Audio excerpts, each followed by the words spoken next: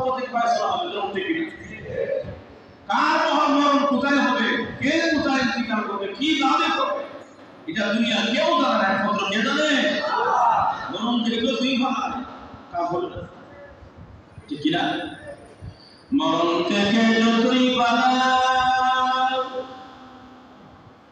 মরণ থেকে যতই পালাও, মরণ তোমায় লইবে গিরি। যদিও সুদূর আকাশ মানে পালিয়ে সে গায়ে লাগাও সিঁড়ি, ঠিক না বলে? আকাশে যদি সিঁড়ি লাগায় দাও, সে আলোবালা করলো খাবি তোমার জন্য, কোথাও আসতে হবে।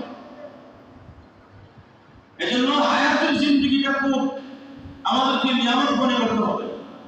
যতটুকু হায়াত পেয়েছে ততটুকু সময় কাজে লাগাবো।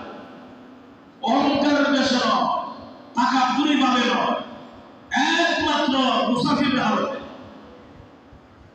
এজন্য আমার পাক্ষিক হাদিসে আল্লাহ রাসূল করেছেন